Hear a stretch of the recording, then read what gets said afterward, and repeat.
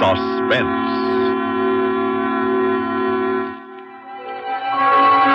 Perhaps I'm a coward. I don't know. In the years that have passed, I've never told this story to anyone. I've tried to justify my silence by assuring myself that no one would believe me. But sometimes I feel the guilt. Sometimes I feel it so strongly that I could run out into the street, stop the first man I see, and tell him everything about the White House with the yellow shutters and the small brown chimneys. But then I think, why frighten him? Better that he go on believing that life is real. Life is earnest. And the grave is not its goal. In a moment, Act One of The Second Door, starring and written especially for Suspense by Robert Readick. This first portion of Suspense is brought to you by the makers of Marlboro cigarettes. Julie London sings the Marlboro song. Why don't you settle back and have a full-flavored smoke? Settle back with a Marlboro. Make yourself comfortable whenever you smoke. Have a Marlboro cigarette.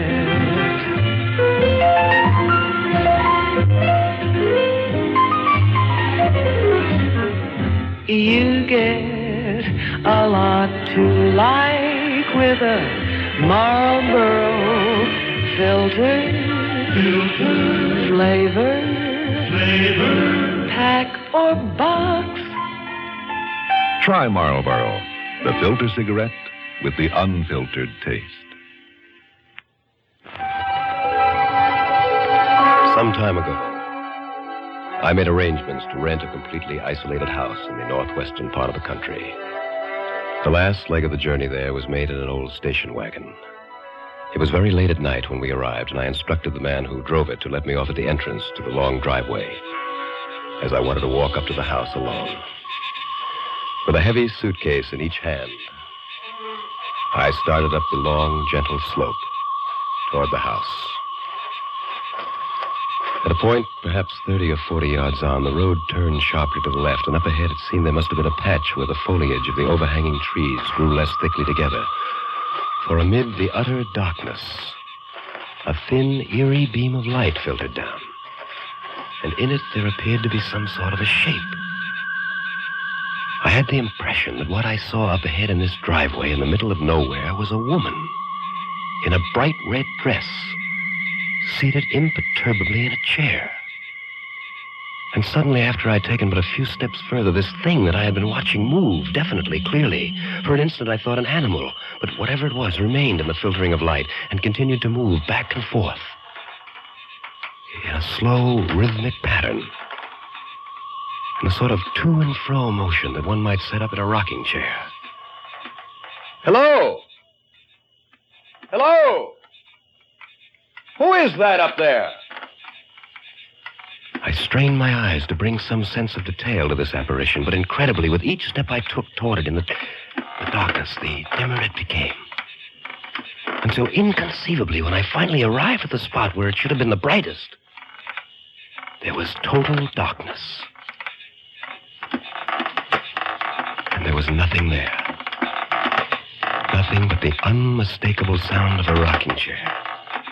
Rocking back and forth. Back and forth. Back and forth.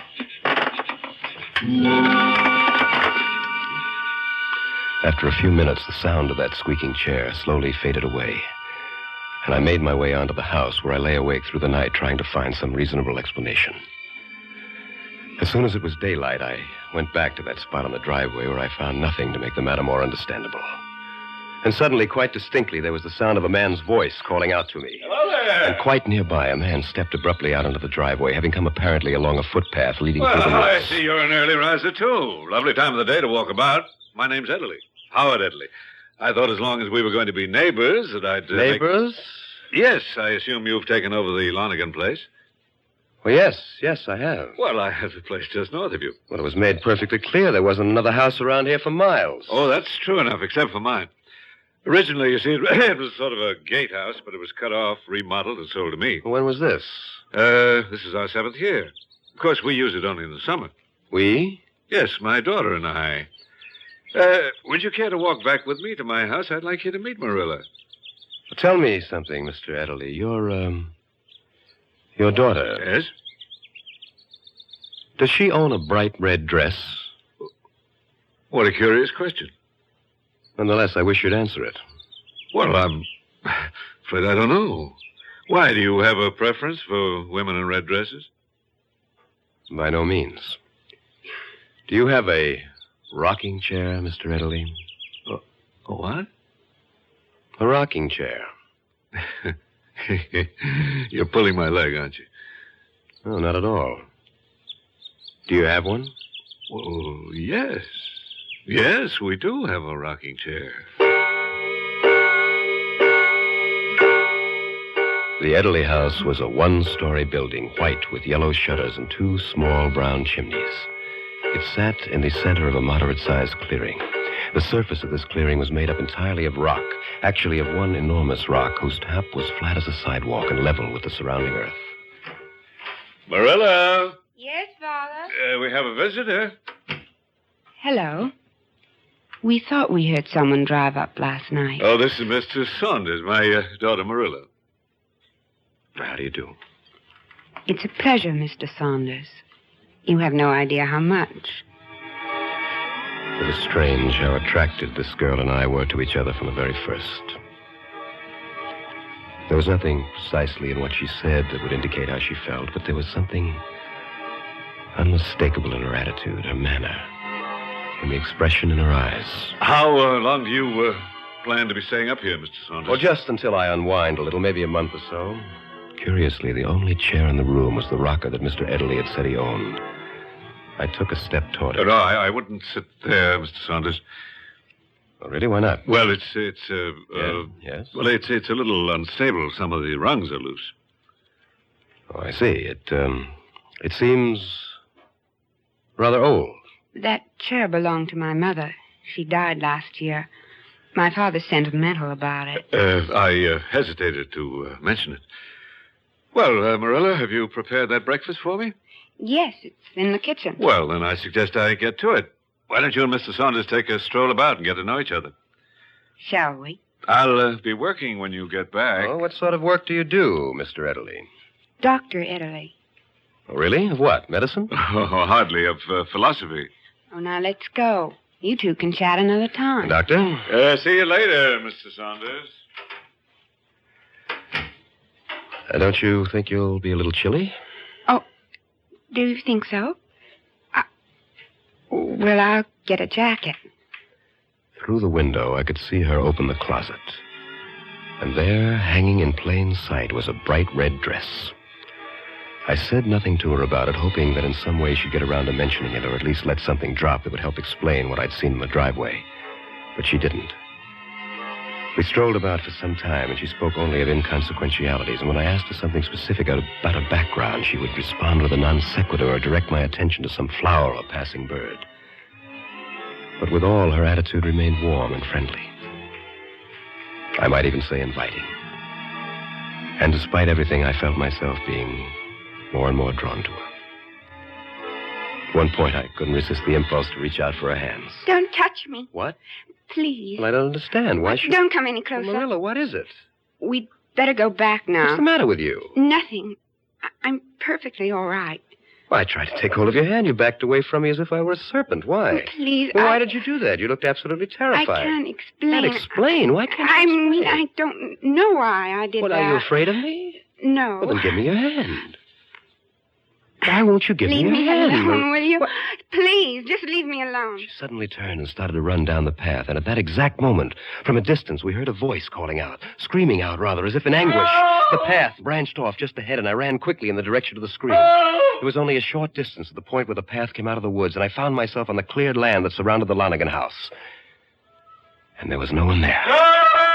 Like the previous night when I'd heard the sound of the rocking chair coming out of nowhere, there was now only this agonizing scream for help. Again and again.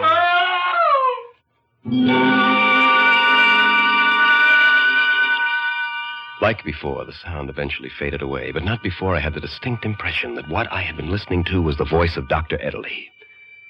I started back toward his house, but this time circuitously. To make certain that I wasn't seen, I approached from the rear of the house, and then keeping low, I scurried up to a partly open window. Marilla and Dr. Ederly were inside. It was your suggestion that I walk with him in the woods. If you How could I know that you were going to behave like an infatuated adolescent? Of course he was going to touch you. Batting your eyes, talking in whispers. What kind of behavior is that? I didn't know. Of course you such a thing. did. It was outright flirtation. And then running. Imagine that, running. What else could I have You done? could have used your wits. That screaming you did for help. It was the only possible way to distract him. I'd rather he was puzzled over that than have him discover the whole truth from you. Now I'm going down to his house and see if I can double-talk our way out of this. Don't leave here until I get back. For a moment, Marilla stood in the open doorway, and then she turned and went to the bend of a long hallway where there were two heavy doors. She unlocked the narrow one and went in. Then, as quietly as possible, I made my way around to the front of the house and down the hallway to the door that Marilla had gone to. It was slightly ajar, and I could see most of the room with no difficulty. At one side, there was an enormous workbench completely strewn over with an infinite assortment of tools and electronic equipment. There were wires, tubes, lights, and meters. Marilla was seated before what at first appeared to be an ordinary television set. But there were curious labels above the three knobs that she was carefully adjusting. They read, respectively, latitude, longitude, and altitude. And she flicked a switch, and an image appeared on the screen. It was undoubtedly the Lonergan house.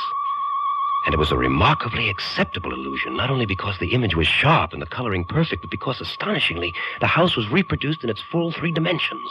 The object had roundness, depth, perspective. Except for the reduction in size, every detail seemed as credible, as palpable as the original. It seemed as if you could reach in and pick the very flowers near the lawn. I stood for a time watching this, fascinated by it, until Dr. Ederly came into view, crossing the lawn, approaching the porch. Oh, Mr. Saunders!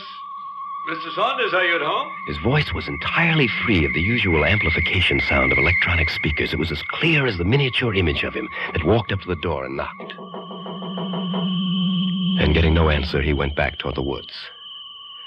At this point, Marilla must have heard me move slightly, for she suddenly turned, and in one motion she clicked off the set and came to her feet. What? That device, did he invent that? You mustn't stay here. He's coming right back. Well, there doesn't even seem to be an electronic speaker in that thing. Are there cameras, microphones, or does he merely twist those knobs? Oh, if he finds out that you've seen Well, it... why is he keeping this a secret? It's not perfected. Is that true? Yes. Marilla, listen to me. You seem to be frightened by something that's going on around here. I know that I am, and I want to know what it is. Now, I also want to help you. There isn't much I can do if you won't tell me the truth. Now, what's in that other locked room? What? In the room next to this. My father works in there. Well, I'm sure he does, but at what? What does he work at in there? I can't tell you that. Why not? Because it's really his affair. But you do know what it is. Yes. You're going to unlock that door, Marilla. And you are going to unlock it now. Oh, please. Well, go on, Marilla. Why don't you oblige the gentleman? When a man is as curious about something as all that, I don't think he should be kept in frustration. Marilla, give me the key. Father, what are you Give it doing? to me. Now, Mr. Saunders, if you'll just step this way. We walked to the second door where Dr. Ederly inserted the key in the lock and opened it. I looked into a very small room, the floor, walls, and ceiling of which were made entirely of frosted glass. And there was nothing else. It was empty. On the outside of the door, there was a panel, which he slid aside to reveal 3 knobs like the others I had seen, similarly labeled latitude, longitude, and altitude. Actually, Mr. Saunders, there are microscopic perforations in the glass to admit air. Now, would you be good enough to give me the name of a place some distance away? A place? Anywhere you choose, anywhere on Earth. Someplace I would like to see? No, Mr. Saunders. Someplace you'd like to be. I had no intention of stepping inside Dr. Ederly's glass cubicle, but I was curious to see what might appear on the screens. And I gave him the general location of the New England farm where I was born.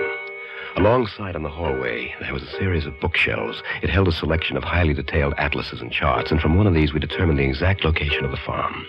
Then he carefully adjusted the knobs. I watched from the doorway as the glass began to glow with colored light. And then, suddenly before me, what was for all the world an actual pasture. Trees and sky, flowers and grass, and in the distance a barn with a silo leaning like the Tower of Pisa. That barn, I played there when I was a child. Involuntarily, I must have taken a step toward it, for I heard Marilla's voice. Don't go in there. Be quiet. I turned around and I saw that Dr. Ederly had a gun in his hand. Stay where you are. Enjoy yourself. Play in the barn again, Mr. Saunders. And now I was completely engulfed in this farmland scene. It was astonishing. It was as if I were a very part of it. If I had somehow awakened here, never having seen those blank glass walls, I would have completely believed that I was standing in this open countryside. Where'd you come from, mister? I turned. I saw a farmer standing what seemed to be about 10 yards away. Something I can do for you? Well, no, I, What you doing here? well, I... Lose your way? Well, not exactly. You see, Well, go on. Well, I was born here. My family used to own this place. I just thought I'd look... Take a look around. Yes. What's your name? Gordon Saunders. My father was... Dan Saunders. I heard of him. He had the place 30 years ago. That's right. Want to see the house? Well, I... Then come on. He turned his back and walked away. Bring that rake along, will you? It was lying on the ground near my feet. I bent down. But my hand didn't close about the handle of the rake as it would have ordinarily, but rather passed right through it as if it weren't there. Nothing but sounds and images projected across the continent. You coming? No. I'd rather be by myself. I'll just take a little walk around, if you don't mind. Suit yourself. We'll be up at the house if you change your mind. Well, thank you very much. And he turned and walked further away. He went on. Then suddenly there was the sound of a key, and the door opened back into Dr. Ederly's hallway. Somehow, in an effort to save me, Marilla must have managed to get the key and the gun away from her father. Had quickly opened the door of the cubicle and thrown the gun down the length of a long hallway. As I came out, she was grappling with him to keep him from reaching it. Before I'd taken 2 steps toward them, he'd broken loose and was running for the gun. It was obvious that he'd reach it before either of us, and in a moment, we'd both be helpless. I had a revolver in my suitcase at the Lonigan place, and I knew that our only chance was for me to get it. I ran out of the house and into the woods.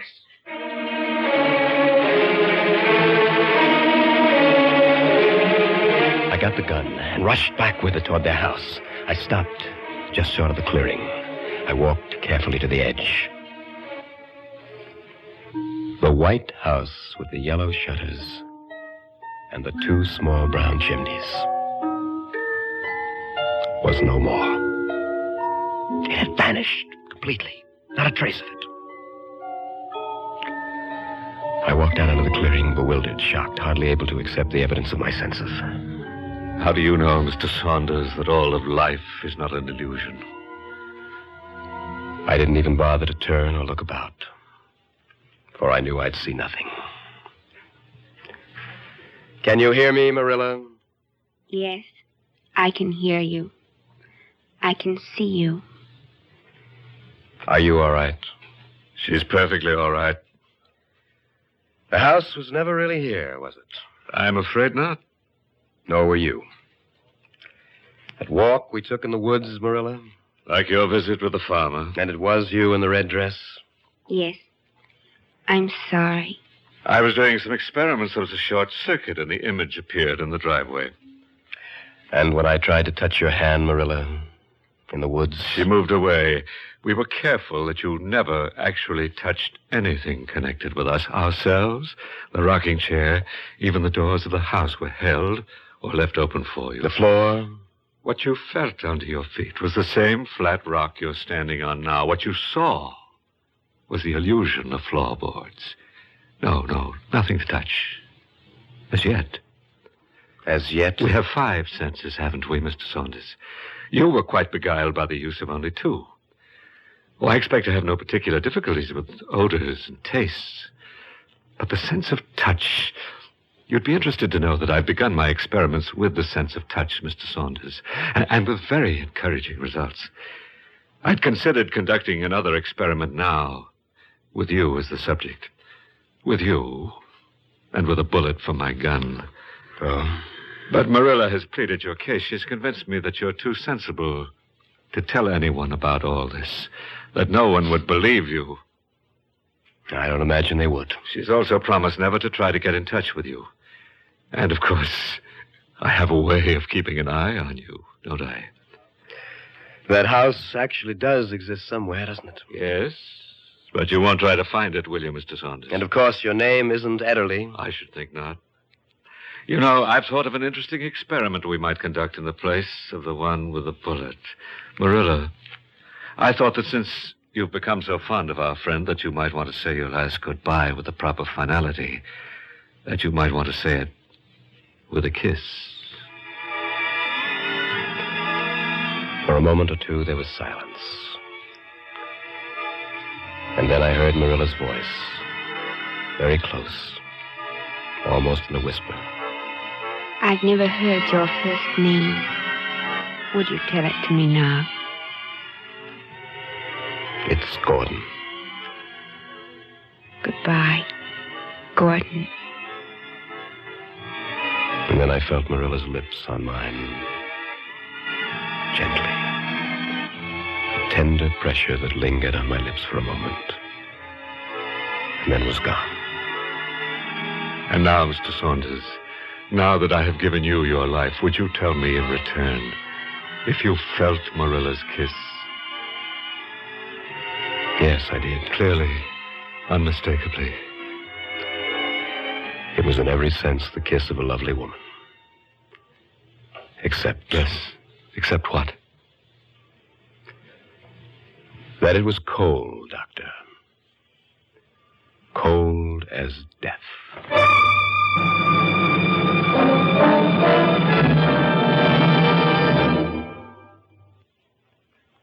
Suspense.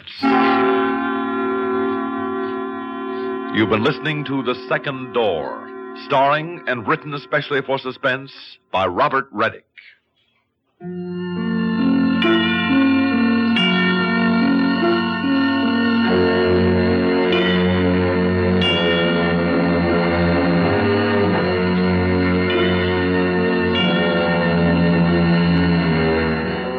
Suspense is produced and directed by Bruno Zerato, Jr. Music supervision by Ethel Huber. Sound patterns by Walter Otto. Heard in tonight's story were Barbara Cassar as Marilla, Paul McGrath as Dr. Ederly, and Bob Dryden as the farmer. This is Stuart Metz speaking. Listen again next week when we return with Hide and Seek, written by Bob Corcoran, another tale well calculated to keep you in suspense. Now, from Suspense and from CBS radio network stations everywhere, anniversary greetings to radio station KSL, Salt Lake City, marking its 40th year of operation today. To 50,000-watt KSL, affiliated with CBS radio since 1932, many more years of success. This is the CBS Radio Network.